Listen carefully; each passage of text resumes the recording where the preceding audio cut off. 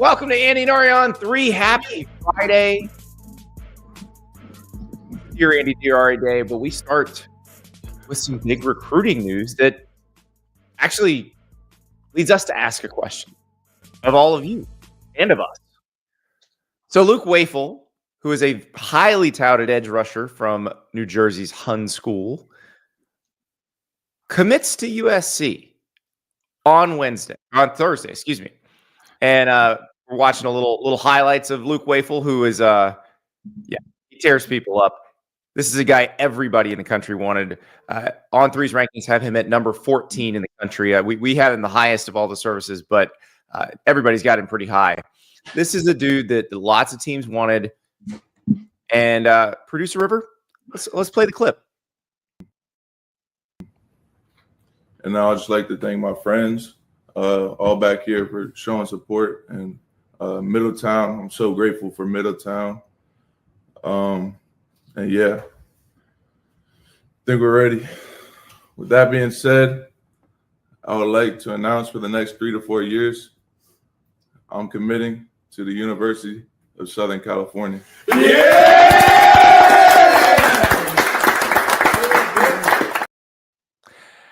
That's the Jersey accent right there, Ari. That's a Jersey accent going west. Yeah, I feel like it's a pretty Jersey family. But I feel like, too, that Jersey is one of the most underrated states in the country for high school talent. And, like, that video right there, funny enough, is like the manifestation of what I thought was going to happen from the beginning at USC. That they would, I don't need to go through the diatribe of what I thought USC was going to be the day that. You're talking about when Lincoln Riley got the job. Yeah. Right. Yeah. Like, getting really good players on the West Coast, figuring out the national spots to hit and then doing it. So, like, USC has certainly given you something to cling to. And I think that's the most important thing when it comes to this, because at the end of the season, Andy, and I know USC fans were like really upset with me, but like I was looking around and, we weren't sure who the quarterback was going to be. Miller Moss left. The defense improved, but still wasn't great. They weren't killing it 100% the way they needed to in their region and recruiting. I didn't know like what USC's football identity was. Like, what was their program identity? And I didn't know what you grab onto to be like, this is going to get better, right? And that's why I've been kind of negative. But now you have something here that's building that you can grab onto, which is USC is recruiting its ass off. Now, obviously, we know it's June. Obviously, we know what people who doubt USC will say. But I think that leads us into the question of if this class stays together, which is the title of the podcast. Yeah, and it's what we're asking is, has USC finally figured out NIL? Because let's do one thing. We'll make the public service announcement before we get into this. If you're coming into the chat to say, yeah, they're just buying these guys, everyone's paying, okay? It's not the flex you think it is. It's not the insult you think it is. Everyone pays. It's a matter of, are your offers competitive enough to have these guys look at you on an equal footing with Oregon, with Ohio State, with Alabama, with Georgia, with Clemson? That's what matters, because that has been the USC's problem, is they've not been able to get nearly enough of the same players that all of those schools want. And this year they are. Yeah, I think that if you wanted to come up with a one-sentence blueprint for how to compete for a national championship, it is this. Sentence starting now. Consistently beat out Ohio State, Georgia, Penn State, Texas, and Florida for recruits. Period. Is that a good? Yeah, if you do that, that's a good cross section. You had Georgia in there, right? I did, yeah. I wanted to blend the Wafle finalists and other ones, so I don't know if I got all. I mean, his other finalists were Ohio State and Penn State. That's if both those two schools want the guy, there's a really good chance they're pretty good. And look, they're not all going to pan out, but if all those schools you mentioned want a person and you can get them, you are going to get, and not just one, enough talent to have a chance. 7 and 11 a cycle, right? Like you want dogs coming in. But like that's the deal too with like USC. It's like, oh, a game wrecking edge rusher.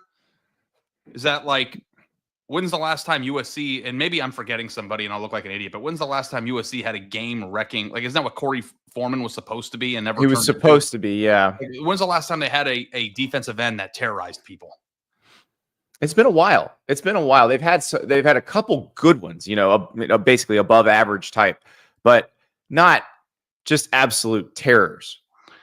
Yeah, and we can get into a Tuipulotu is probably the best one of recent vintage, but he wasn't like the best in the country. When's the last time this is a better way to make it less subjective? When's the last time they had a first round player at end? Yes, I think that's a legitimate question. That might be decades, right? Yeah. I don't know. I might be forgetting somebody. I don't have the steel trap memory that you have. Yeah. But yeah, so the question is do you finally believe that USC is on the right track? Like, are you changing your mind? Well, I'm the one who keeps saying I think Lincoln Riley's too young to not figure it out. Like that eventually he'll figure it out. And maybe that's this.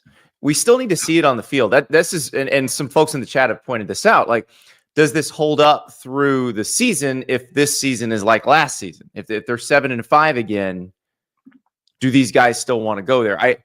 And that's the question, and part of this is the NIL piece of it. If it's good enough, I think they probably stick. Scott Schrader from On3, who is the publisher of We Are SC, which is our USC site, he put it really in an interesting way yesterday. He said, that after years of getting dunked on for NIL, USC has really got it going. And he said it started with Jakeem Stewart last year, but it really has continued through this year. Yeah. And I think that's going to be the question, because last year, remember, they had Justice Terry committed for a minute. They had Drake Stubbs committed for a minute. They had in May what looked like it could be a great class. And then those guys all decommitted and went somewhere else. If this one sticks together, they're in a good spot. They're number one in the On3 team rankings right now. A lot of it is because they have such a big class. But if you look at the per player average, it's not going to drop when everybody else gets their classes filled. I don't know that it drops out of the top 5. Yeah, their average player rating in the On3 industry rankings is 90.72. For comparison's sake, 2 of the remaining top 5 teams, A&M and Georgia, who are currently there, are also in that 90 range. LSU right now has, I think, the best pound-for-pound quality class on paper. They only have 10 commits. Only have 10 commitments. They rank number 2, and their average player rating is 93. But also, too, that can be deceptive, because when you have a few number of commits, if you have 2 5-star prospects, that average gets bogged down by the 2 players that you have. So, like, the numbers are – recruiting is so simple, but also very complex in terms of, like, how you track it. But here's the thing. I think USC is now bordering on potentially having – what I think is 7, 8, 9. I got to go add that up, and it's bad podcasting to do it. Top 100 players. And I think that's the litmus test here. So, right. 1, 2, 3, 4, 5, 6, 7, 8, 9. So nailed it. That is a really good proposition. 9 top 100 players in a single class was good enough to make you elite 5 years ago. 9 top 100 players in a single class now is absolutely more than enough that you need, especially if you can figure out how to deploy your NIL properly by plugging your hole in the transfer portal windows. So, yes, I think this is great. I think that this is what the number one debate isn't just like, is USC back? The number one debate turned into if USC was deceiving us on how good of a job it was to begin with. We had that debate a month ago when we did our top jobs, and we didn't have USC as high as some of the fans of the Trojans thought we should have. And it's like, well, you have to start questioning how a team can go 20 years without being a real national championship contender if the job actually is a top 5 job in America. So neither of us, I believe, had them in the top 10. That's right. There you go. There they are on the graphic if you're watching. And like, I feel like I could be talked into it again one day, but at a certain point, you have to see application. And here's the other thing too, Andy, that I hear a lot, and I don't necessarily really subscribe to, especially in this era, is, well, what if USC goes 8-4 this year? Their class is going to fall apart. I really don't think that players care about the results of the team that is on the field before they get there as much as people make it out to be. If you put together a great class, you compensate them fairly, you put a great package together, and you tell them that they're the agents of change, like that's all they care about. I don't think they care about if they win or lose. If it's a disaster, they certainly do. But if they, show some signs of being tough and, lose games because they have holes at places that they fill, like, I think that it's almost a selling point to say, hey, you're the missing element to what we need here to get to where we need to go. So I have, this about me, Andy, and have you had a discussion with your wife ever? I'm sure you have, of like, what is our life goal? Like, do you do you guys have the same unified idea of like where you want to be when you're 58, 60 years old? Yes. Okay. So Britt and I had that discussion like a week ago for the first time. Oh, kind okay. of funny. And you know what that is?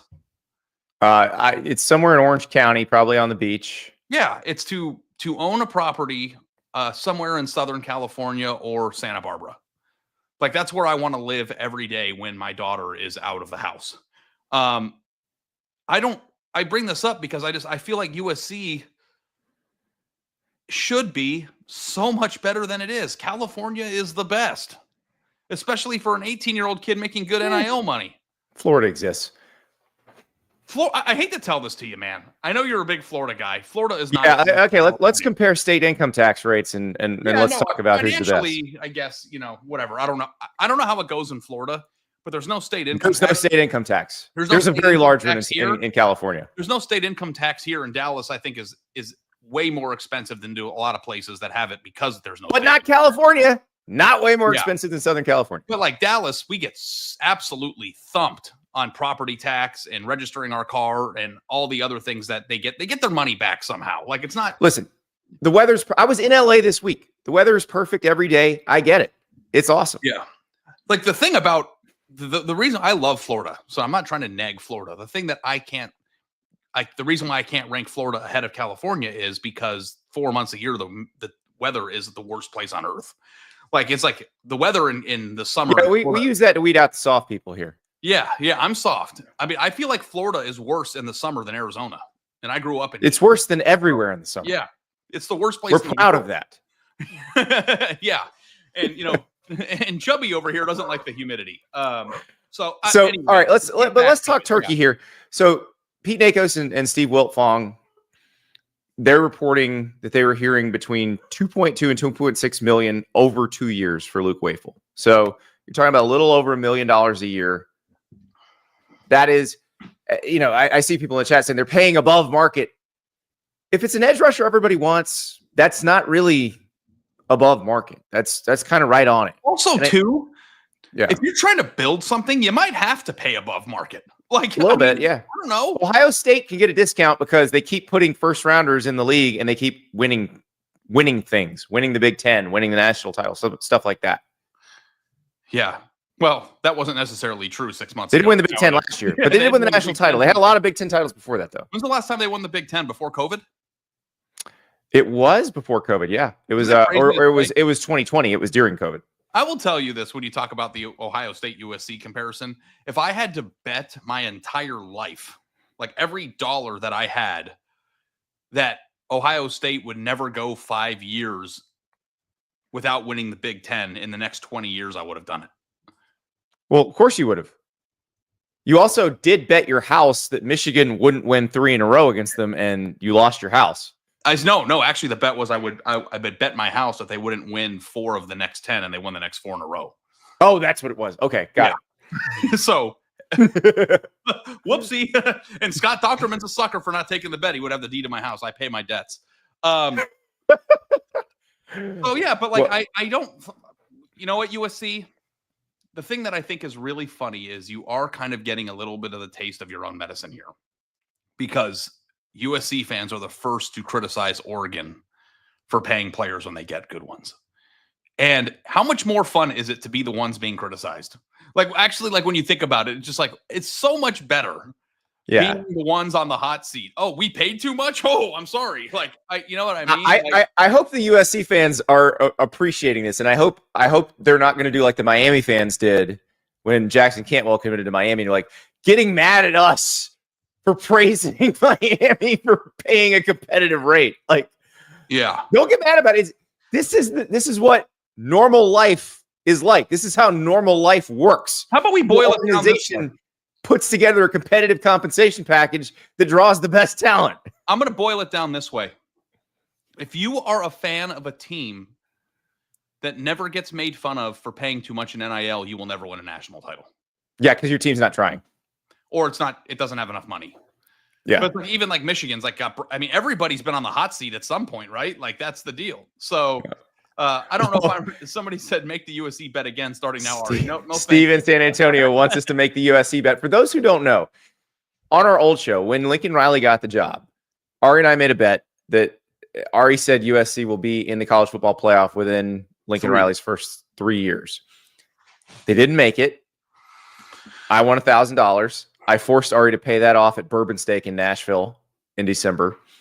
It was delicious. I had a. We also went over $1,000. Yeah, I paid the over. You did, yeah, he did. I was he happy to do it. You paid the tip. It was. No, I'm not saying it in a negative way. It was that good. Like I was like when I walked, we thought about walking home from it, and I'm like, no shot. Sorry. Like I was so full. Like I went. Have you ever been so full that it's hard to fall asleep? Like has that ever happened to you? Because like that happened. Oh, yeah. So the thing about that bet that is really, really funny is that I initially got screwed because when we made the bet, USC was in Pac-12 land. Mm-hmm. So for the latter half of the bet, when they first announced that they were going to the Big Ten, I'm like, I am screwed. They're going to the Big Ten in the 4-team era? This sucks. And then the playoff expanded to 8 more spots. And I was like, if I don't get in on 12 in year 3, then I am just dead meat. And for a while there, I thought, hey, you know what? Maybe they could sneak in there. They beat LSU to start the year last year, right? Is that who they beat? They did. They beat LSU. I was like, okay, maybe we got a little quality win here. Maybe we could get, backdoor number 11 or something. And then it fell apart. But, Andy got the best of it in the first half, and I got the best of it in the second half. And I still lost. And the last thing I want to tell you about this bet, guys, is that I was sitting next to Andy in the press box in year one of USC's Lincoln Riley era, where they were beating the crap out of Utah at halftime. And Andy's like, where are we going to dinner tonight? It's on me. Like he was like already like giving up that he lost the bet. And of course, that was the one thing you can't say to a man who's sweating out a bet, which is you won already. But yeah, look at that. Look at that. That's the Wagyu. That's the A1 Wagyu, not A1, A5. A1 Wagyu would be an insult to the chef. I get it. I get it. Yeah. Because I still like to this day, I went to a nice steakhouse with my dad, Mastro's in Scottsdale. I'm sure you've been there, Andy. I have. When I was in there in town a few weeks ago, and they had this $600 like 6 or 8 ounce steak, and it was a Wagyu. Did I eat something like that, or is there a level of beef? You did, yes. That was okay. A5 Japanese Wagyu, and the price per ounce was something like $70 or $80, something like that. Okay. So yeah, so I had something similar. I was like telling my dad, I'm like, I don't even know if I can conceptualize in my head a beef of that high quality, but I can. I had it. But congratulations, USC. I mean, I think we've done a lot of negging. I have. I have too. And we were told when Chad Bowden moved from the GM position at Notre Dame to the GM position at USC that it would be different this time. And it's like, yeah, sure. The commitment timetable was actually very similar to what it was last year. So, of course, we were like, yeah, sure. But by this point, I believe, Ari, by this point in the cycle, they'd already started to lose people. I don't think they're going to this time. This does feel different. The thing that I think is interesting is that conceptually we can talk about how they figured out NIL, right? And I think that we have our own ideas of what that may look like behind the scenes. It would be irresponsible to talk about them publicly because we don't know for sure. Yeah, you got to be able to prove how all this is working, which, again, it's not against the rules. It's just everybody's got their own strategy, and nobody's being real public with what their strategies are because they would like everybody else to not find out. But at the same time, it doesn't really matter. All that matters is that the results are here, right? Like, Yeah. you know, you can stick your head up a bull's ass to get a good look at a T-bone steak, right? Or you can just take the chef's word for it, right? Like, it's just like we are. Wait, I'm the bull. You stick your head up my ass. No, Flip that, River. I feel good about at least the direction. Now, the thing that I want to see again is USC to have an offense that's awesome to watch and to get a superstar quarterback. And, you know, I don't want to sell anybody short. Maybe Jaden Mayav is it this year. Maybe it's Husan Longstreet in the future. Maybe it's somebody we don't know yet. But it is, if we can bank that USC can recruit 7 to 11 top 100 players a cycle, have a badass quarterback and a high-flying offense and a marginally good defense, they should be good enough to make the playoff most years. And I don't think that that's too much to ask. Do you? Yeah. Being competitive in the Big Ten, which if you're competitive in the Big Ten, you can make the playoff every few years. Like that's what you want. And are they going to be a year in, year out national title contender? You're going to have to stack a bunch of classes like this. That's how you do that. I thought they were going to be one of the top 5 programs in America 4 years ago. And I've let go of that. Now I'm kind of at the place where you're going to need to see it on the field to get that back. And my one concern about this, and we've seen this in the chat, is you said this, the incoming recruits aren't that concerned about the results on the field as long as it's not a complete disaster. But the fans, everybody else, are they patient enough? Because if this class is the beginning of the solution, there's no guarantee that you're going to get the tangible on-field results until like 2027. Yeah. I think you can live with that as long as you see actual elements that are tentpole building proof. Now, it's a shame because that's what's supposed to be happening in year 1, 2, and 3, and they've progressively gotten worse, which is why I've been negative. But if you do realize and accept that you're probably stuck with Lincoln Riley for a long time because of his guaranteed contract, or 90% guaranteed or something. It's mostly, I think it's 100% guaranteed. Yeah. It's private school. We don't have to tell us, yeah. But they owe him a lot of money if they wanted to fire him. I don't think they can afford it. If you're a USC fan, I think the number one thing that you want is a clear, identifiable plan and the execution of those plans on days like today. Like, I feel like the victories on June 20th right now are every bit as important as the ones that you get in the fall. And obviously you want the victories on June 20th to turn into ones in the fall. But you and I have always looked at this a little bit differently. I think that when you're in the building process or you're in a place that wasn't comfortable, that days like this are incredibly important, even more so than maybe beating Michigan State on a Saturday in the fall. Like, they need to do this. Beating Michigan State doesn't build you. This is what builds you.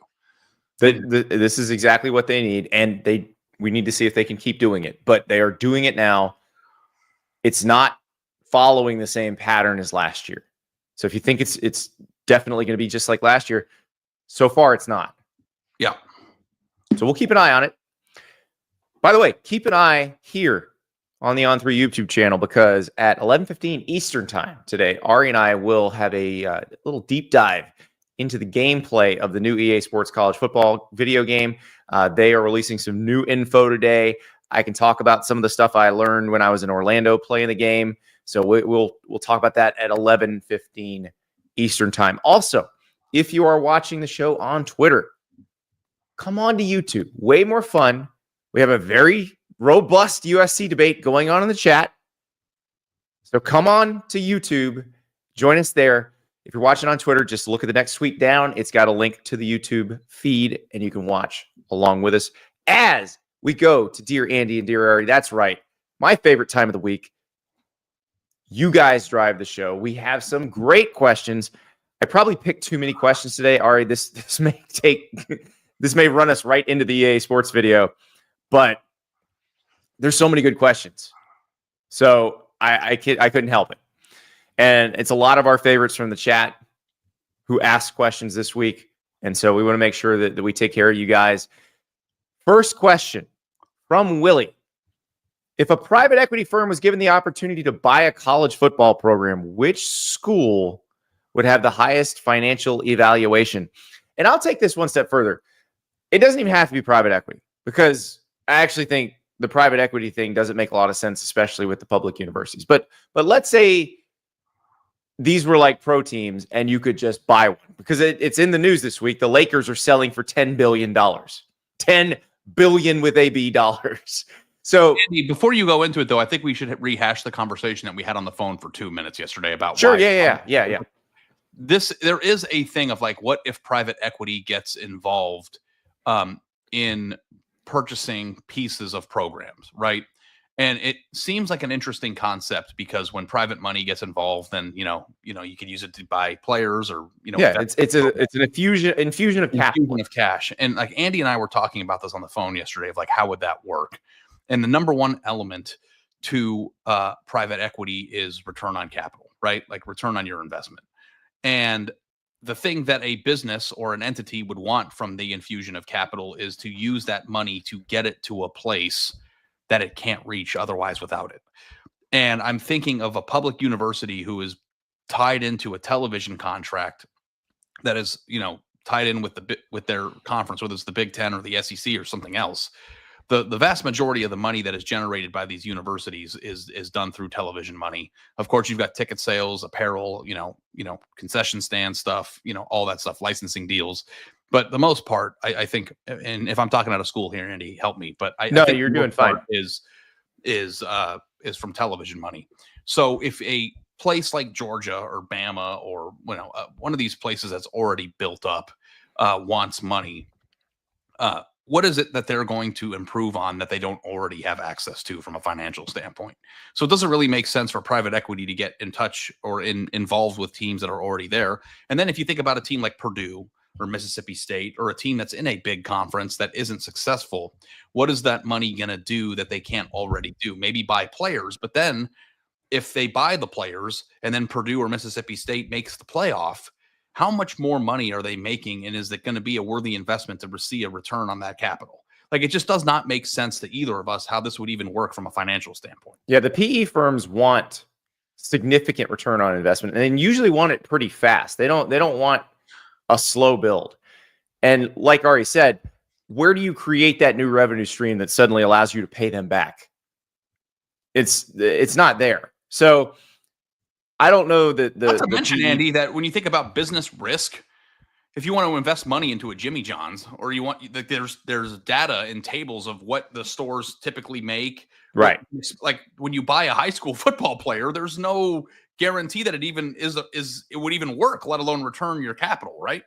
Right, exactly. So we'll see. I mean, there is a path where PE comes into college football, but it's more along the lines of buying the whole league kind of thing. That's where they can then sell the TV rights, but they need some help from the government. There's a lot, but even if they more to that, even if they bought the league, what would, and I'm not doubting, I'm questioning. I want to know the answer. What would, let's just say some billionaire, multi-billion-dollar corporation wanted to buy the SEC or invest in the SEC? What does their infusion of capital do to help generate more money than they're already making? It allows you to, in that particular case, get a better TV deal that significantly increases your value. But that only works, like, we'll get way into the weeds here, but that only works if you get an antitrust exemption that allows the leagues to sell their TV rights together. And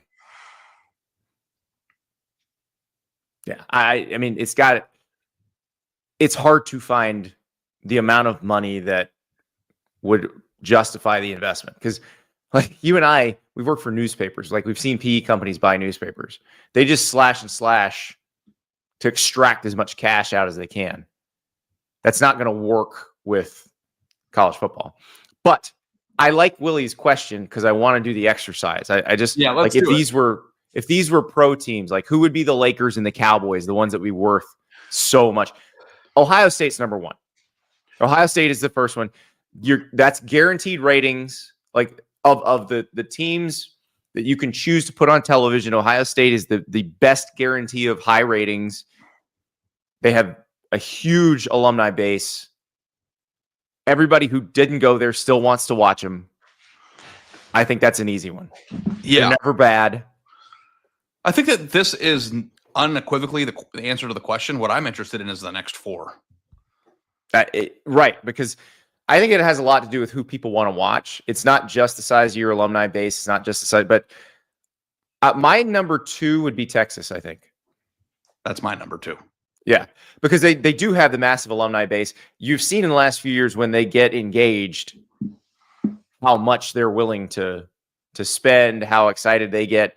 And also, lots of people like to hate watch Texas, which I think helps a lot because it's more like the Lakers and the Cowboys, which I think are probably the 2 most iconic pro franchises. The Yankees, I guess, would be the other one. The amount of people who hate them and want to see them fail is just as important as the amount of people who love them. Yeah. Would number 3. Speaking of hate watching, number 3 is the big hate watch one. Notre Dame, for me. right? Notre Dame. Yep. So yeah, Notre Dame comes into play from a rating standpoint, and then do you fall down to like Georgia, Bama, LSU? I would say Georgia, Bama, LSU, Michigan. Michigan's got to be up there. Yeah, and then I think the 3rd tier might be like Florida, Tennessee, Penn State, Oklahoma, Penn State, Nebraska. Yep. Yeah, and Nebraska's in there. Like this is where we get the. But Nebraska hasn't won anything. Yeah, but people watch Nebraska. People recognize Nebraska as a big time college football program, whether or not the results recently back that up. Like in your mind as the viewer, it's like, oh, there's a Nebraska game on. I'm watching. Somebody said we forgot about Oregon. Oh, Oregon. No, I'd put Oregon in there. I think Oregon belongs in there. Yeah. Because also, too, if you're trying to buy an entity, you also have to take into account what league they're in and how much money their television deal is worth, right? Like, I don't even know if you could take anybody that isn't, like, outside of Notre Dame that's got its own specific television revenue. You can't possibly choose anybody in this that isn't in the Big Ten or the SEC before all those teams are exhausted from a value standpoint just because of the money they generate from their TV deal. Right. But the thing is, if you're buying it this way, you also would look at it outside the TV deal. Because what if there were ever a world where you had to sell it? Which is why you would buy Clemson before Purdue. Right. And so Producer River asked, what is the first team you pick from the ACC, the Big 12? And I'd say it's either Clemson or Florida State. Florida State, Clemson. Yeah. Florida State probably has a larger alumni base. And then Miami, probably. I don't know. School. So where would you put Miami? Miami's a good TV property. Small alumni base because it's a small private school. That makes it a little more tricky. But like Miami has to be winning for Miami to be all that valuable.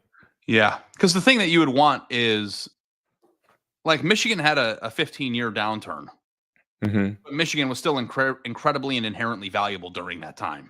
If you wanted to buy a team, you would probably want to buy a team that drives television ratings and maintains fan interest during downturns, right? Yes. Like recession proof, I think is the word. Which Texas people love to watch them lose when they were down. Oh yeah, Texas never stopped. I mean, it's Ohio State and Texas are unequivocally number 1 and 2. You know, another one that's interesting is Tennessee. Yes. Maybe the most passionate fan base, even if it isn't the biggest, it's still big. It's big. All fans are the best fans in America. I love you guys. You just wanted to suck up to Vol Twitter. I see how it is. Scared of them. Right. Yeah, but I think that we did a good job with that question. I think so. I think that's a fair one. I think Ohio State, Texas, and Notre Dame would be the Lakers, the Cowboys, and the Yankees in some order. Yes. How you would decipher like Bama, Georgia, LSU, teams like that would be difficult to me. Yeah, you would have to like really like pop the hood on that thing. Yeah, and it's not a matter of like we're not talking about how good they are on the field. It's a more nebulous thing. It's like it's really, if you're asking a marketer, how does this program make people feel more than anything else? Because like the Cowboys haven't been good in how long? I mean, they haven't been consistently good since the 90s. They haven't won championships since the 90s. But they're still Like they lead First Take every day because people want to talk about the Cowboys one way or the other. Yeah, it's funny because I went and looked this up, like the top 10 2024 games viewership. Ohio State was on 6 of those games. Yeah, there's a most reason. games. There's Yeah. a reason Fox will put Ohio State Marshall on Big Noon, even though it's not going to be a good game. Yeah. And that's unfortunately, guys, that's why you have so many games at noon. But outside of Ohio State, the SEC dominated the viewership this year. 34 of the 53 games with more than 4 million viewers featured at least one SEC team. Yeah. Which is, I think, important too in that question. But yes. So next question, and this is another good one. This is another how it makes you feel kind of question. But I also think this is a what type of person are you kind of question. This is from Nathan. Dear Andy and Ari, Friday, today, is my birthday. In honor of me, I want your take on this hypothetical. If starting today you had to pick the most fun team to become a diehard fan of for the next decade, who would your top options be? All reasons are on the table, not just how much they will win. You can consider game day atmosphere, how likable the coach is, how interesting their scheme is, how nice the other fans are, and so on. But you can't take past wins into account. If you choose Bama, you don't get the joy and bragging rights of Saban's championships. All right, so I have a team. There's only one answer to this question. It's not even that. I don't think you're going to answer the same one I am. So you go ahead. It's Oregon. I thought you might say that. I mean, it is Oregon. There's nobody else. Is it because you think Oregon's going to win a national title and that you get the joy of celebrating the first time national champ since Florida in 1996? Like that's a huge pop right there. Yes, that's part of it. You're not glomming on to you missed the hardest part, which is the build, right? And there was a lot of heartbreak during that time, but you're catching on at a time where they're the most competitive that they've ever been from a talent accumulation standpoint. Their scheme is really exciting and fun. They've got a very creative coach who gets after it. They get wins in recruiting. He jumps in pools. They're very daring on fourth down, and they are always gutsy.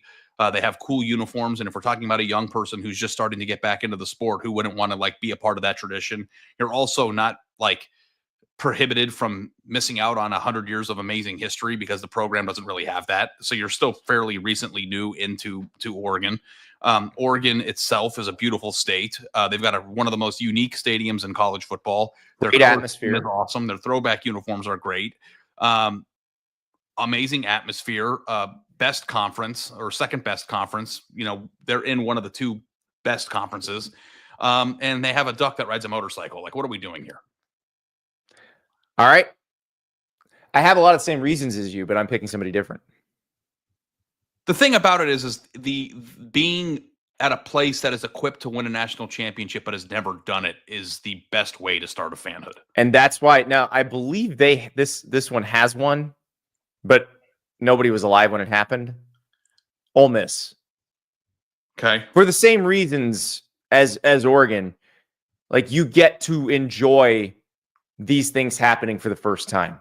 Like Ole Miss hasn't made the playoff yet. They're going to make the playoff at some point. As long as Lane Kiffin's there, they're gonna find a way into the playoff. I don't know if they're going to win a national title, but you and I both agreed that last year, if that roster got into the playoff, it had a chance to win a national title. Like, so Kiffin's capable of putting together a roster that can do it. Lane Kiffin's highly entertaining if he's your coach. He's highly annoying if he's not your coach. Like all of that sounds fun. Plus you get the Grove. Plus you get Oxford. You get that fried chicken sandwich. You go to Ajax Diner. Yeah. You get the chicken fried steak. It's chicken fried steak.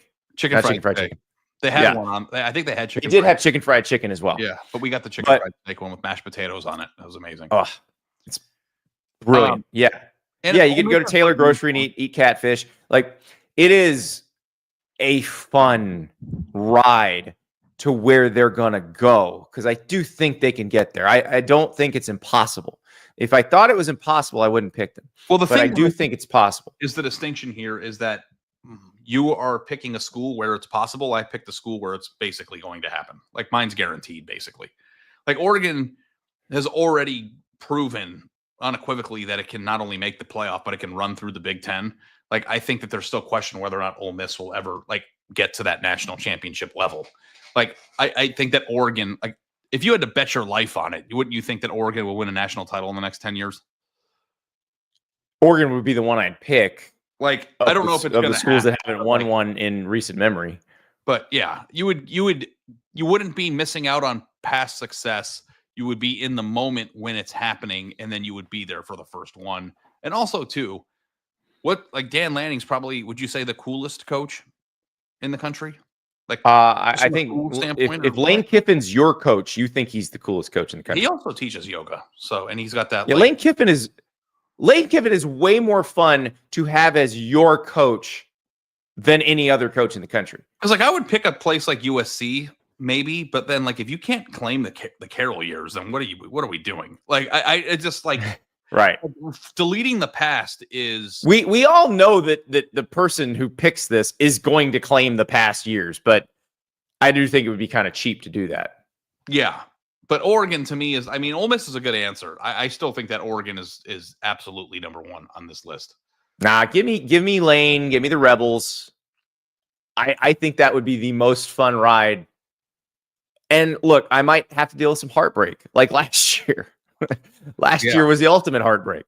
But I think I got a shot. The one thing that Ole Miss probably has on Oregon that we didn't mention is they've probably got the best road trips on a week-to-week basis. In terms of like iconic stadiums and stuff. Like I don't know, Oregon's got some really good ones too. Like yeah, they go to Ohio State, Penn State, Wisconsin, Michigan. Like but like the SEC stadiums. Like I've been to every Big Ten stadium 5 times in my life, and I'm just now getting to SEC stadiums. Like the SEC stadiums are just a little different. They are different, and it's hard to explain to people, and they don't believe you unless they go. But you're right. They're different. Yeah. All right. Ole Miss this year. They are at Kentucky, at Georgia, at Oklahoma, at Mississippi State. So obviously they go to Starkville every other year. Not that big of a deal for them. Although I like games in Starkville. I think it's a fun place to watch a game. But the Georgia and Oklahoma trips are going to be outstanding. Outstanding. All right, Ari. Next question comes from Chris, who was listening to our playoff discussion the other day. First learned of the show when I paid off the mayonnaise bet back in the day. So welcome. That's a good way to come on. That's a good way to come into this. That make you gag on the show to get it to be bigger. You didn't have to eat anything you didn't like, but like that, you gagging on mayonnaise was one of the top 5 most disgusting things I've ever seen in my life. The slow-mo of it is because absolutely the mayonnaise grotesque. Came out of your mouth. Like it was disgusting. It came out of my nose too. It was bad. It was all bad. Here's Chris's question. In all the back and forth between the SEC and other conferences about going to a 9-game conference schedule, I thought of a possible solution to all the noise.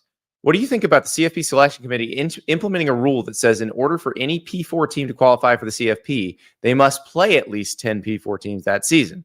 For example, Ohio State's and Florida schedules this season would comply, whereas Indiana's and LSU would not. This way, every team's schedule would be a bit more equal. We would get even more compelling games each week, and the SEC could keep their precious 8 conference games while actually playing against good competition in their non-conference instead of the Murray States and the Samfords of the world. It's a great idea, Chris. You can't do it, unfortunately, because you'd never have a G5 team in the playoff. And I know Chris said in his letter that they require the power conference teams to play that many power conference games, but you can't force Indiana to do that and not force Boise State to do it. And Boise State can't do it. Right. Unless you made an amendment that just said, hey, listen, we'll take the highest ranked G5 team and you resign yourself knowing there will only be one G5 team at the end of the year that gets in. Alexander in the chat, not great at math. LSU plays Clemson, LMAO. What the WTF is this? Well, LSU plays Clemson. That is true, Alexander. That's 1. Then they play 8 SEC games. That's 9. The number's 10. Where's the 10th one? Louisiana Tech? Nope, that's not it. Southeastern Louisiana? Nope, that's not it. Western Kentucky? Nope, that's not it either. It looks like 9 to me. Add another one. That would do the trick. I mean, at that point, they should just expand to 9 conference games and be done with it. They could. Same thing. But yeah, They could. I mean, I think that would be fine. And I think that like we also too would be okay with the number 1 G5 team making it, even if they didn't comply with that rule. I mean, you could just write a rule on that says the G5 doesn't have to comply with that because they're in the G5, and then we'll still take one. Here's the thing. You I guess you could, but for probably antitrust type reasons, they will not specify G5 P4. Yeah, no, it's a good idea. Application might be difficult.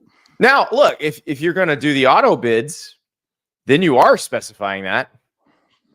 You are delineating that very clearly.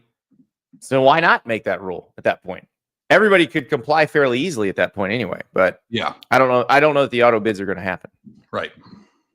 So it's a good idea. I wish there were a way to implement it, but I don't think you can do it if you're going to not say these 4 conferences are different than these. But it's like even though we know they are. It's a thoughtful question, and it's just a way to try to brainstorm how we all can get to where we want to be, which is everybody playing good games. No bad ideas. No bad ideas. All right. Our next one is from Anonymous. Hey guys, heard your conversation on the Deloitte clearinghouse. This is the NIL clearinghouse. Just thought I'd give you a few tidbits of info. While I'm not on that specific work stream, I do work for Deloitte. I can tell you, one, Deloitte's whole purpose is to tell businesses how to spend money, Ari. They do that quite well sometimes, and Nike is a customer who we tell how to run their business. 2, I think Deloitte will do whatever the client wants them to. They also have tons of contracts with universities. I'm sure they wouldn't want to put things in jeopardy by preventing one of their clients' top players from getting paid, if you catch my drift. This seems more like a CYA effort to make things legal. Well, legal has different definitions here. By legal, this means what the schools would like the rules to be. We're not sure if this is actually legal according to the laws of the United States of America, because it may violate the Sherman Act. So, but what Anonymous is saying here is that they think there will not be that many deals that get nixed by this thing. Yeah. Also, too, this isn't my field, so I'll trust the person who works at Deloitte over what I think. But when Deloitte has a company as a client, when they tell them how to run their business, it's a suggestion. It's not a demand, right? Right. They can't require it. You can't require them to do it. Yeah. So you're required. Yeah. I think there's a distinction between. Also, the person whose deal is getting nixed, the payer, not the payee. The payee has to comply because they've opted into the settlement. The payer has not, and didn't hire Deloitte, and doesn't care what Deloitte says. Right. And also, too, can't forbid it. Like, that's the thing. Like, you can, like, it's an accounting firm, right? Yes. Like, there's is there, like, well, they created this new organization, the CSC, the College Sports Commission, which is, it's just the NCAA by another name, because it's only created by the conferences that were defendants in the House case. And they hired a former federal prosecutor who I can't wait till he gets up and gets interviewed. He's like, as a former federal prosecutor, because that's what they always say when they're on CNN or Fox News. As a former federal prosecutor. I don't know. I don't think this can work. By the way, Michigan is trying to amend its NIL bill essentially the same way Tennessee did, where they're basically going to make it where you can't comply with this thing anyway. They're already preemptively showing you why this isn't going to work. Yeah. So I'm sorry to all the ADs who really want to believe this is going to work. It's not. And all you're doing is recreating the NCAA by another name, breaking the same federal law that you were breaking before in the same way that you were breaking it. What is it when you bang your head against the same brick wall over and over expecting a different result? What is that called? Insanity. The definition of insanity. That's right. So, all right. But thank you, Anonymous. We appreciate that. That is valuable information, I think. Yeah. All right. Dan has a fun game for us. This is interesting, and I've never thought of it this way. And it feels like we should try this going into the season. If you had to put your house on the line, although Ari makes it sound like he hates his house sometimes, what are your group of 3 coaches that you would guarantee at least one of them is not coaching for their team in 2026? Could be hired, fired, moved to the NFL, etc. Mine would be Sam Pittman, John Sumrall, and Jeff Lebby. And now the way he's doing this is only one has to go somewhere or get fired. And an extra parlay play that Sumrall will be coaching in the SEC at either Arkansas, LSU, or Auburn next year. So this is a really interesting game because, like, he's not saying John Sumrall is going to get fired. He's saying John Sumrall is going to get another job.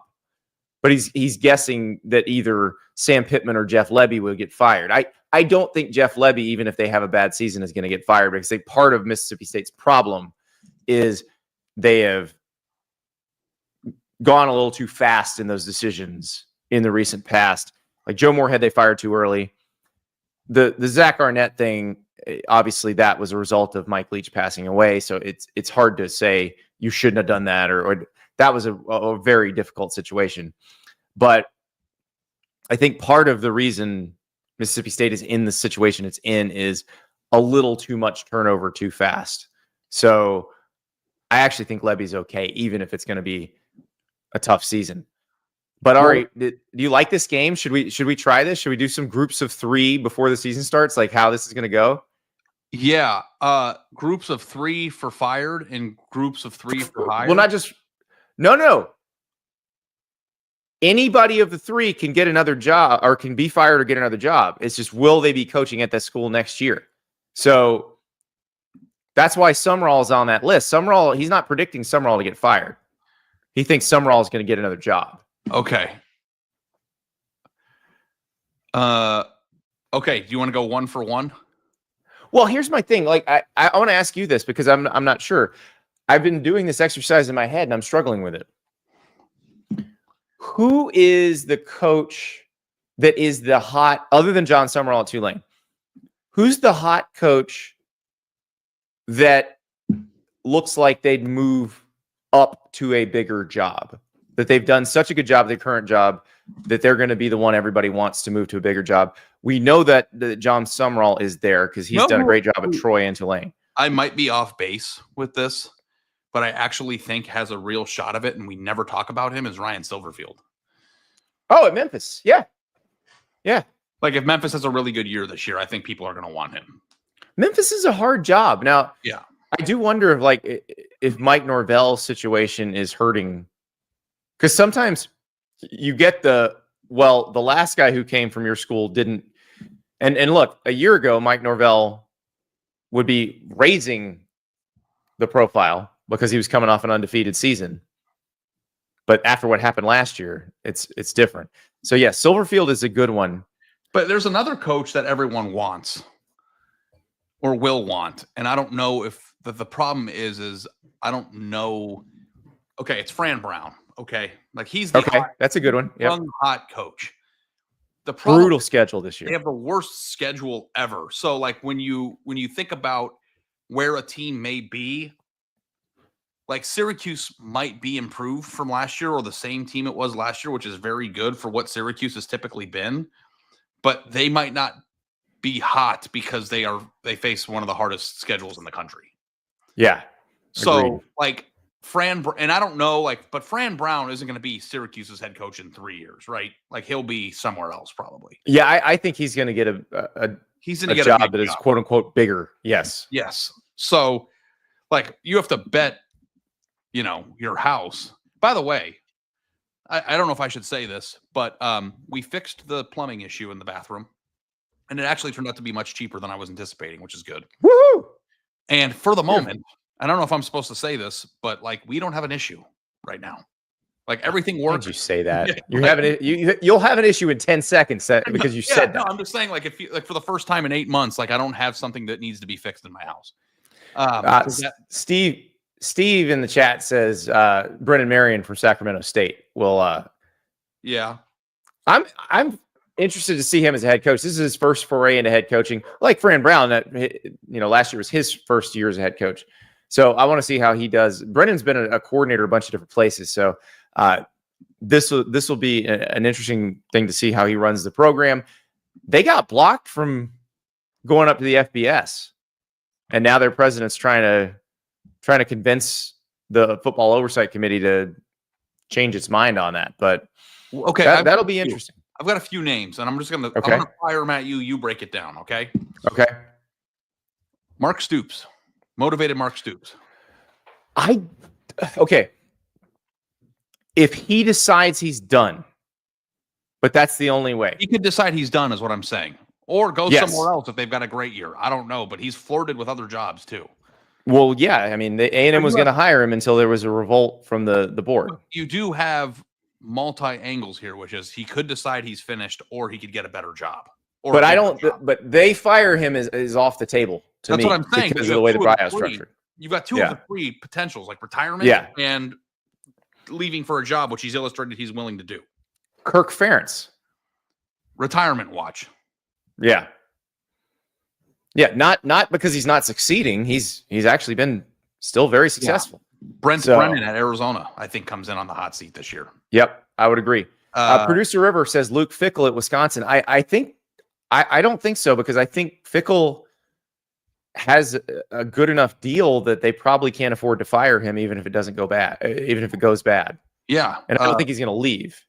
I mean, I hate to do this to your guy, but Billy Napier, Clear. Like, it's Billy Napier is still on the razor's edge. If you want to fade Florida, Napier would be a good pick here. What about and the thing is, Florida's either going to go really well or not good at all. Like there's not really a mediocre version of Florida, because the schedule's so hard. Like if they're bad, they're going to lose a lot. If they're good, they're going to be a playoff contender. Here's another one that is interesting, because I think he's done an okay job, but the program's changing quite a bit, which is Justin Wilcox. Mm-hmm. You think about what I think they lost 6 games last year by 8 points or fewer. And they were 6-6. They went 6 a year ago. And also Cal seems to be moving in a different direction administratively. And when that tends to happen, when places move in a direction, what does that usually mean? That the people in place want to pick a new guy, right? Or the people that they're moving, and I hate playing this game of who is going to get fired, but I feel like, that's somebody I'd watch. I'd also watch for retirement, Kyle Whittingham at Utah. He might retire after this year, right? Hasn't there been some talk about that?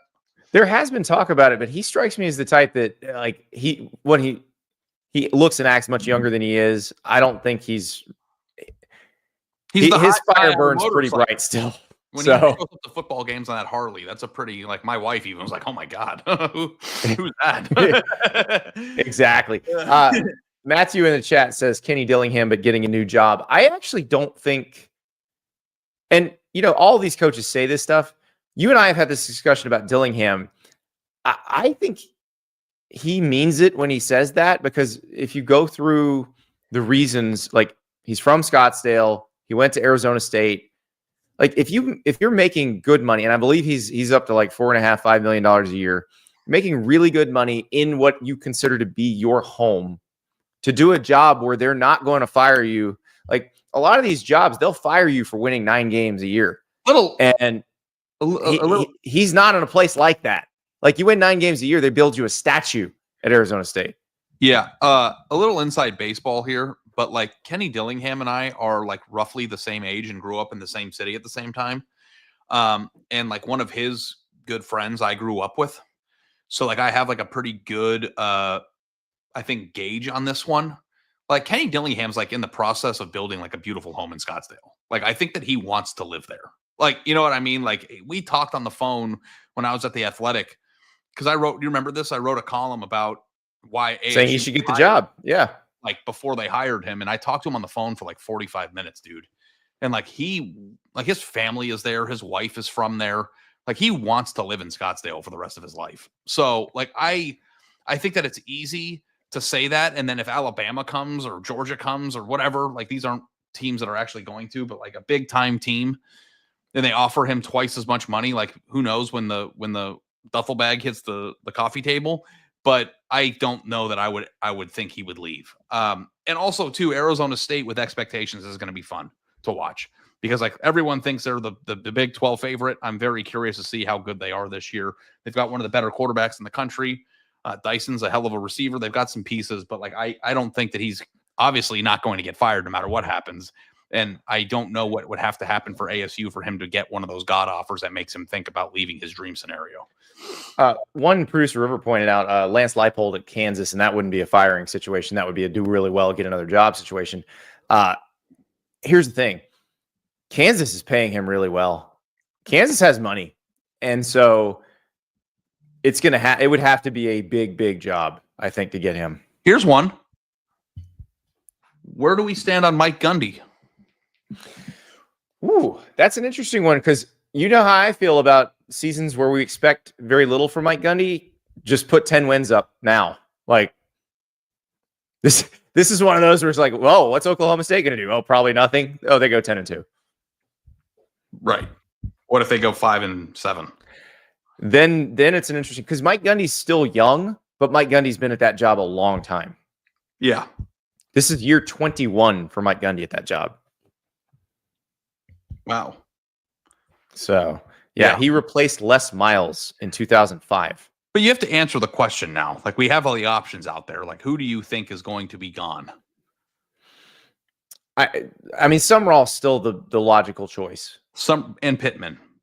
Those are Pittman. Two. Right, because Pittman, whether he goes 4-8 or not, because if he goes, the way his contract is written, his buyout drops considerably if he's 4-8 or worse this year. It's still manageable, even if they're better than that, and I think they're going to be better than that. And it feels like they're ready to make a change. So he would have to be really good to keep it. Yeah. And then the other ones, you mentioned Billy Napier, like that is totally dependent on what happens this season. I think Hugh Freeze at Auburn is totally dependent on what happens this season. Brent Pry at Virginia Tech is one that if things go poorly, I'd imagine that they would make a change. Scott Satterfield at Cincinnati is on the hot seat too, right? I feel like they're feeling a little better after last year. But yeah, I mean, that's one. So yeah, they're going to be more jobs open than there were last year. I think everybody dialed it back last year because they weren't sure how rev share was going to work and how much money they needed. One more funky one. What about Trent Dilfer? Trent Dilfer almost lost it last year. So yeah. And they're going to have to get better. A crazy experiment. So yeah. Yep. Sorry. All right. Next question comes from Steve. Oh no, I didn't even see this one coming. It's about the mystery. Ari, I wish you had not told that story because I cannot get it out of my head. It is really bugging me. I need some finality on the subject matter. I could see this becoming a true mystery podcast. It has to be one of the following. 1, your wife shared a room in Paris with one of her gal pals and somehow got laundry commingled. 2, your wonderful maid did a load while you guys were out of town. No big deal there. 3, or your contractors did a load while you were out, which is bizarre. Oh, by the way, why would you ever give a contractor access to your house while both of you are out of town? That is nuts. Ari, help a brother out here, please. Thanks, Steve in San Antonio. I confronted the maid yesterday. What? Not hers. Well, now it's a real mystery. Yeah, she didn't do laundry. Wow. The contractor of the home was somebody who helped assist build the home. So like it's a person that like we know and can trust. But I don't know about all the help that he had. But like it is driving me insane. Like we're laughing. Like I have no idea where these came from. And like I haven't brought this up to Brittany. I just have like she's forgotten about it and it's great. There's no reason to, but like it is driving me insane. I'm glad she doesn't listen to the show because we've talked about it every day. She listens to the show sometimes, but she's not one of the diehards that's going to make it to minute 60. So, but I also feel like it's possible, like the only scenario here, because it was my wife's laundry. It had to have come from her suitcase. So it has Which means one of her friends is lying about it being theirs. and But that doesn't they make any wouldn't sense lie either. because like the people that like she was with, like I'm very close with. It's not like I'm texting random people. Yeah, I it's driving me absolutely insane. Like I have no idea where they came from. And like the thing too is like people are joking, like, what if your wife had an affair with a girl? And it's like, okay, but like my wife is the reason I even know there was mystery panties to begin with. Like she's Right. the one She who would could, have taken care of that. if she was having an affair with a woman, which by the way, be kind of hot.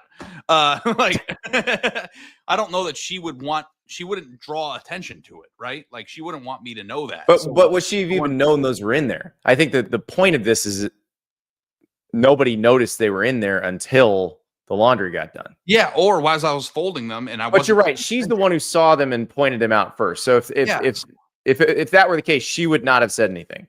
you know, at this point, I'm just gonna say, Britt, they're mine. Okay, I like wearing underwear like this, and it is, but like it's Ronnie with the other logical assertion: TSA or the customs commingled some luggage when they were checking on the way back. yeah, but it was at the bottom of her suitcase, so maybe these panties were in the hotel room that she was staying in, and she didn't notice that they were under the bed or something, and she put them. Yeah, if that's the case, ew. Yeah. But yeah. All right. Next question comes from Justin. I have an award to suggest for the show. One. The Blue Underwear Where Did He Come From award can be awarded to the player, coach, or team that has come out of nowhere. Who would have won the award this past season? Who would be on the watch list for this coming season? Who's on the this past season would have been Lenore Sellers, I think. Yeah. Okay. Who's coming out of nowhere? I think the point is we don't know that. Yeah, like that's the hardest part of like where like you can't predict the remarkable because then it wouldn't be remarkable if you predicted it. Like do you agree with me that Lenore Sellers is the best candidate for last year? For sure, but also too like was very aware or of Sam Levitt and what he was. Sam Levitt probably more so than Lenoris, I think. Like Lenoris was always a freak athlete. You know, the one that are we gonna send Sam Levitt blue thong in the mail? You know who I would say? Congratulations. You know who I think is the leading candidate for the blue underwear, blue thong, by the way. Let's show some respect. Yeah. Got it. Blue thong come out of nowhere is going to be Devin Dampier at Utah. Now that's a good one. But he might be a star and nobody is talking about him. That would be my nominee. But again, coming out of nowhere is relative because I guess this would count because nowhere means we're not talking about him much. But I don't think a lot of people are talking about him. I think there's I mean the collective college football community. Yeah, I think there's the people who really dig deep into the Big 12 are pretty excited about Utah. But yeah, I think that's a good one. Locke says absolutely send it with no explanation. Like just send Sam Levitt a blue thong and be like, congratulations, 2024 blue thong. Where did he come from award? The thing that's I'm frustrated. I threw it away. I shouldn't have thrown it away. We can get another one. No, I know, but like I probably get like 10 of them. I just like I feel like there was two. If I keep it, then I look like a serial killer, like keeping a sex trophy. And then if I throw it away, then I don't have the evidence to. Well, no, it literally is a trophy now, and it's Sam Levitt's trophy. It's not your sex trophy. It's Sam Levitt's. Well, it's his football trophy. You just send a pair of underwear in a brown envelope, no return address to whoever wins it. Which probably happens more often than we think to star college football players. I feel like we have enough listeners in every fan base that someone would clue them in. Oh boy. Yeah. So like now it's just gonna, slip back into obscurity and we're gonna forget about it. But it does like Oh no, we're not, because we're mailing a pair of these to somebody at the end of the season. The thing that I can't stand more than anything, because I'm a true crime junkie. You know this about me. I listen to audiobooks and podcasts and I watch the documentaries that Netflix and stuff puts out, is when you watch a 4-hour multi-episode documentary and then at the end of it, it's like, well, we don't know what happened. And it's just like, okay, I like mysteries and I like trying to like think it through, but it's also like, I just wasted 5 hours of my life. That's why the Jinx, the Robert Durst documentary, Yeah. is the most satisfying one ever. Yeah. I'm not going to, if you haven't seen it, I'm not spoiling it for you.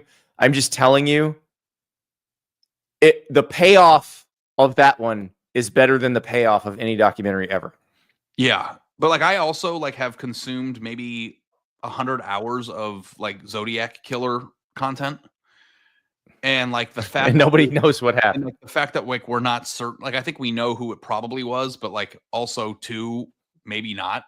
It bothers me. So Well- yeah, and like, but like I'm the type of personality that like latches onto this shit. Like I can't. It's my house too. Like that's the other thing. It's like somebody was in my house with this underwear, or it came from somewhere and it's in my home in my laundry. It's bizarre. It's like truly bizarre. It's a great mystery, and I cannot wait till we mail a pair of underwear to some unsuspecting coach or player with no explanation. Ari, it's time to bring back the random ranking. I've been waiting for this. Movies that don't have a sequel but should. So you, me, and producer River have done top 5 lists. Are we ready? Okay, let's do, because like when we do the random rankings, we do it differently every time, and like River is going to be involved in this. So Yes. you want to go 1-1-1 and just around the horn? 5-5-5. So everybody gives their 5 at once?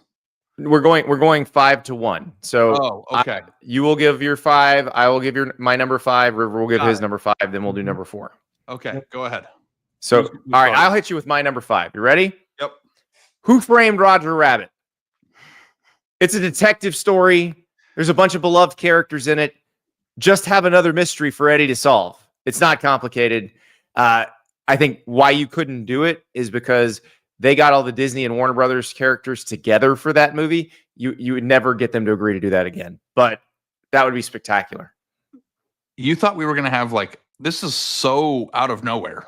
I haven't seen that movie, by the way, since I was 11 years old. Like It is so freaking good. We watched it a few years ago when the kids were a little bit younger. It's so good. It's a great detective movie, period.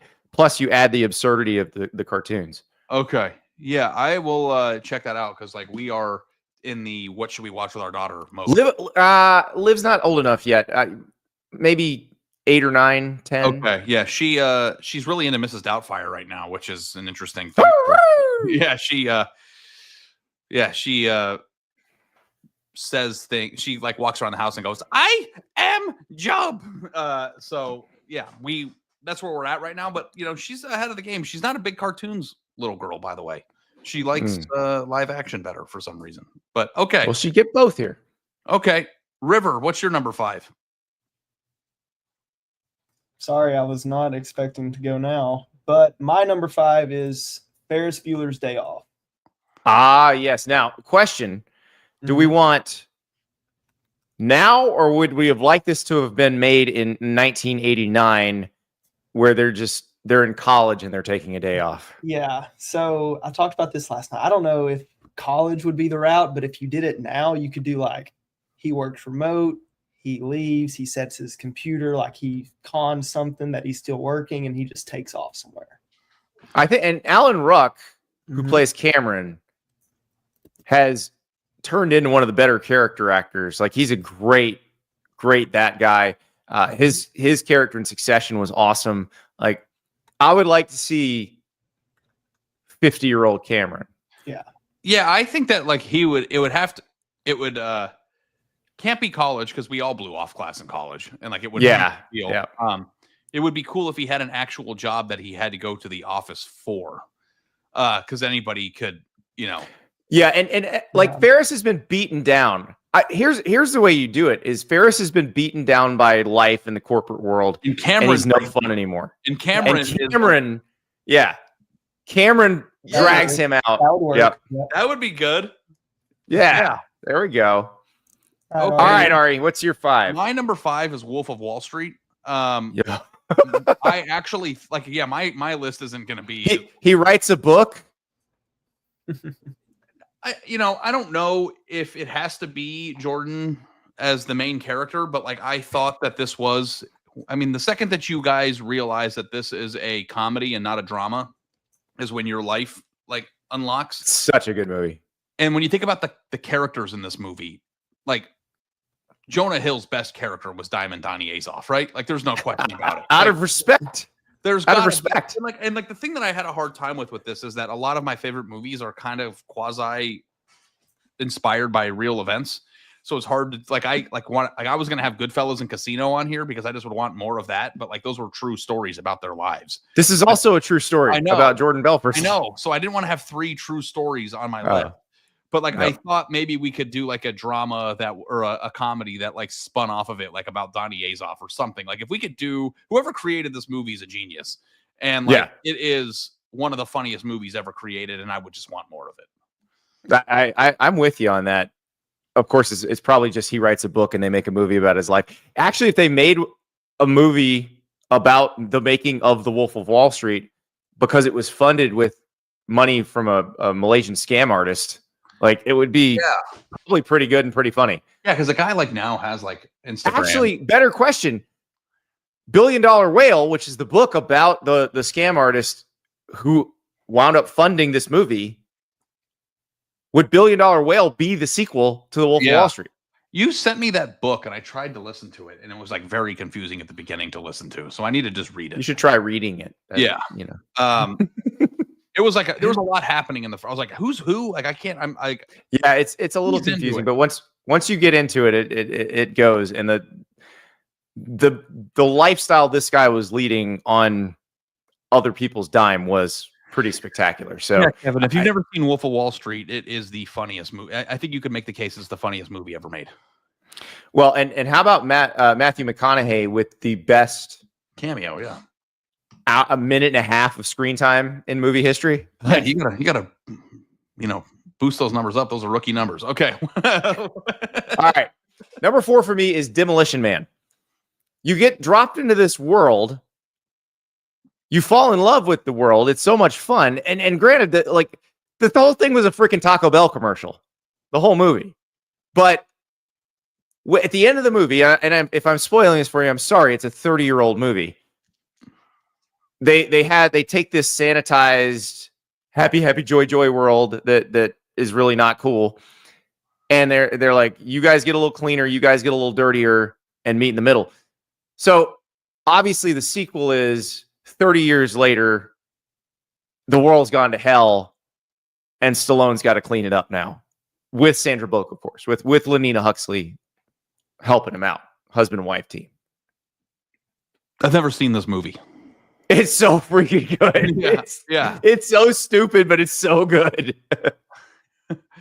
Hopefully that your lists will inspire me to go see some of the movies that I ended up missing, because this Wesley Snipes is just hilarious in this movie. He's awesome. Great villain. Yeah. Okay, River. All right, River. What's your number 4? My number 4 is Catch Me If You Can. Similar to Wolf of Wall Street, yes. Similar to, very similar. I think I would start it directly after it ends because it's kind of based on a true story, right? Yeah, it is based on a true story. And so, like when he goes and works for the FBI, the con man shows the FBI how to con, and like I don't know. Well, I think you have to have him work a case, where he becomes the Tom Hanks character, right? Yeah. Yeah, I think that'd be a fun movie to do. Yeah, I actually read a lot about Frank Abagnale's actual cons, and like the movie didn't even do it justice on like how he once told a story, and this is going to be a little like R-rated, so whatever. We're an hour and 18 minutes, but he was at a club when he was like 20 years old or something, and he met a lady of the night. Let's just put it that way. And they negotiated a price for an hour. He goes to the room with the woman and she demands the cash. And he goes, I don't have cash. I'll write you a check and then you can give me the return. So he wrote a check to this woman. And then after they were, their business was completed, she gave him $400. They wrote a check for $500. They agreed to $100 and he like left with the money and like wrote her a bad check. Like, was that in the movie? No, but that's amazing. Yeah. He robbed a hooker. He got like, paid this is insane. Yeah. Okay. Anyway, but like his entire life every single moment of his life, I think during that time period was like conning somebody. Yeah. Yeah. Yes. Sorry. Okay. My number 4 is Superbad. They don't make comedies like this anymore at all. And like, how could you not have them like in college and like Seth visiting Evan. Yeah. Evan And at Fogel. Dartmouth? Yeah. Like Well, Evan and Fogel we're going to live together. So Evan and McLovin we're going to live together at Dartmouth. Yes, there's no question about this. Spoiler alert, this is my number 3, so we can talk about it all at once. And like you actually like think about like that's a layup. And I mean, Easy. I guess that's time, but like them in college, just like because would you do it now with them in their 30s as married guys? Like I don't know if it's as funny, but in college, yes, you have them like either they're home in the summer or he's visiting them at Dartmouth. Either way, I'll take it. Yeah, you want amazing. like nerdy kids to be like sex obsessed and like joking about it for 2 hours. That's all. It doesn't matter what the like when you think about the actual plot of the first one, it's they had to try to find a way to get booze to a party. Like that was the whole movie. Right. It doesn't matter what it's about. It just want these two on screen like talking to each other. Yeah. It would be funny if Seth went to Dartmouth and like everybody was all about studying and they were smart kids and he's like, what are we doing here? And like tries to like make them like he wants to get Evan to go to a party, but Evan won't do it because he has a big exam coming up or whatever. And it's just like, that's the movie. It's just, but the thing about it too with the sequels is that like, it was such a masterpiece and it was so perfect. It's like, there's no reason to do it again. Yeah, please don't. Yeah. I think with a lot, like with Demolition Man, please do. Because it was a dumb movie to start with. Like it's a dumb popcorn movie. But with Superbad, please don't. It'll only let us down. River, what is your number 4? I'm happy that you have it on your list though, Andy. Okay. My number 3 is You're number 4. No, my number 4 is Catch. Oh, you're number 3. I'm sorry. Yes. You do 3 now, Andy. Yeah, I did. Superbad. You did. This is Superbad. But my number 3 is Napoleon Dynamite. And they have talked about a sequel to this. They have. I believe they've engaged John Heater about this. I don't. Do I want another 2 hours in that world? That's the part I can't figure out. Why wouldn't you? Why not? You enter Ari's world every day. Yeah. So we're gonna meet. We're gonna see Kip and LaFonda, and they've got kids. Kip and LaFonda, see if they got kids. Maybe like Napoleon and the photographer girl are now together. Yep. I just want more Uncle Rico. Yeah. Yeah. What's Uncle Rico up to? Obviously we know what Uncle Rico's been up to. He's been staying at the White Lotus. Yeah. So Uncle Rico's actually. It was so funny to me that like during the White Lotus, everyone was like in episode 8, like, is that Uncle Rico? It's like, how did you not know that immediately? Like last season he was in it. Like we were just calling. He's been in every season. Yeah, he's been in every season, right? Like it's people are just like now catching up to that's Uncle Rico is insane to me. But like that movie, I think cost like $20,000 to make, so like they should just do it. Like I think on Twitter, like social media, TikTok would just take off with this if they remade it. If they made a sequel to it, just like scenes and all kinds of stuff. Like the dances for sure. I remember seeing this movie in the theater and like not really knowing what it was and then getting there and like watching this and like, this is the most ridiculous thing I've ever seen in my life, but it was hilarious. Well, and that was the best part of it is everybody went into the first viewing of it was like, because nobody could actually describe it to you. Yeah.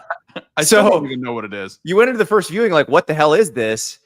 And you're laughing your ass off. Yeah, it was really funny. Just tapes a string to the action figure and throws it out the bus window. Yeah. When the movie starts. The scene where they do the work on the chicken farm and he brings them lunch. Yeah.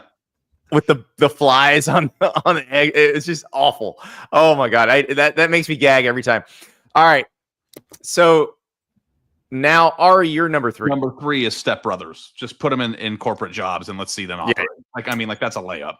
Step Brothers is one of my that favorites. movie is my number 1. Just to go ahead. Spoiler alert. That was the first rated R movie I ever saw. I was in 3rd grade. Dad took me to see it. Never look at a drum kit the same way again. Yeah. It's like 10 years old and was scarred. I mean, it really is. It really like those. It was though. I think that was Will Ferrell's best movie, and that's saying something because he's been really funny. And like Old School almost made my list. It didn't, but like this was peak Will Ferrell, and it was a masterpiece. And I think that they could do it again. Will Ferrell could do it again. Yeah. Like I feel like Easy. if I could trust anybody to run it back, it would be these two. Well, and that whole cast is good. Like Adam Scott has become a much bigger star Yeah, and Adam Scott since might that have been movie. maybe one of the funniest characters in the entire movie. Like, Yeah. like, you could get them all back together, and the best part about that movie is that the whole thing was just ad-libbed. Like they had like a outline of what they were supposed to do, but they just like would say stupid stuff to each other, and whatever worked. You know, like it was hilarious. Hey, I Scott don't has a say meeting that. in 3 minutes. He needs to wrap this up. So. Okay, all right, let's go quick. Fortunately, JD's not live today. Otherwise, we'd be in trouble. All right. let's go quicker. Number 2 for me, Raising Arizona. I just want High and Ed. I want to go back into their world. The Coen brothers can come up with some wacky, story for them, some caper for them to pull. But I just want to be back with Nicolas Cage and Holly Hunter in their world for 2 hours. So, because basically that story wrapped itself up. High had the dreams about what happened to everybody else.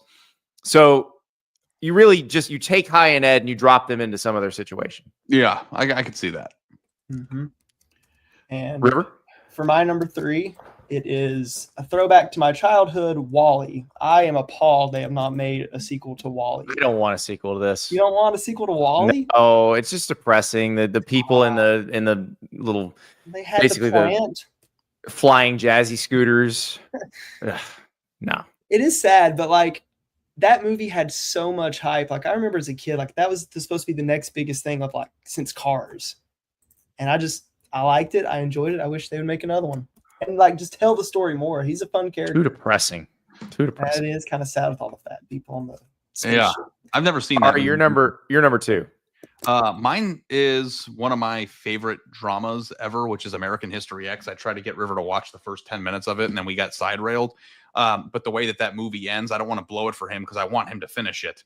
But it's one of the greatest movies ever made, and like the way that it ends, does the main character go back into that life, or does he fight? There's a lot of meat left on that bone. And if you actually go read about American History X, apparently Edward Norton and the director had a lot of very different ideas about the creative direction of the movie.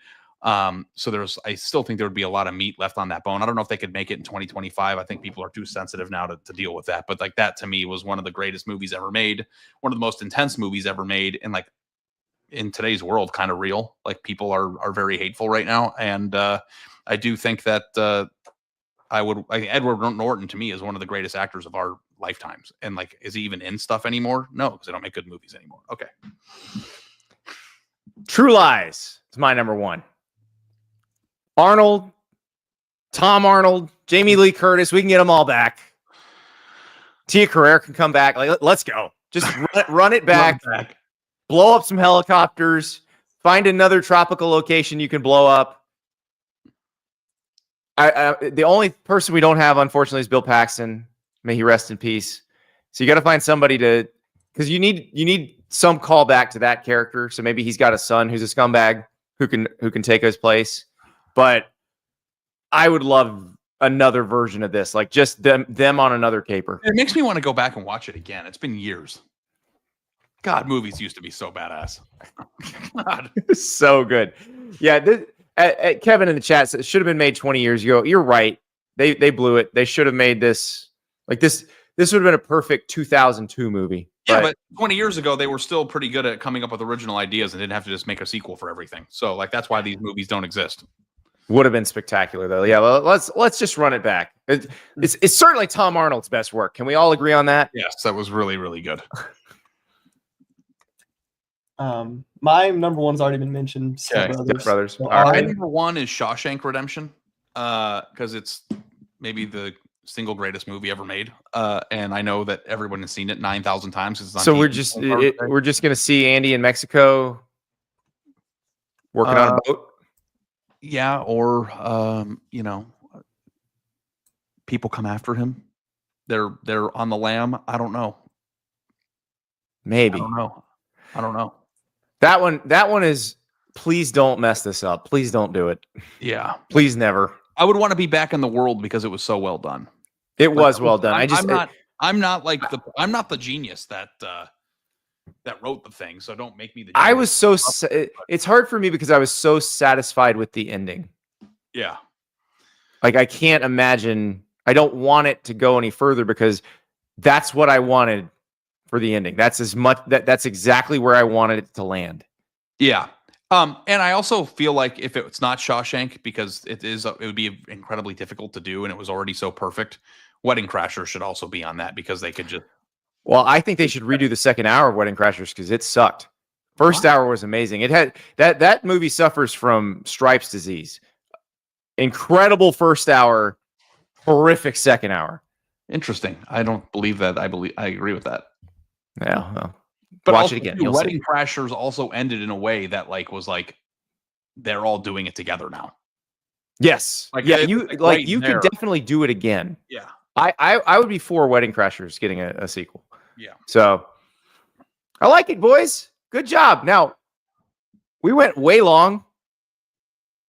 We'll be back in 13 minutes talking EA Sports College Football.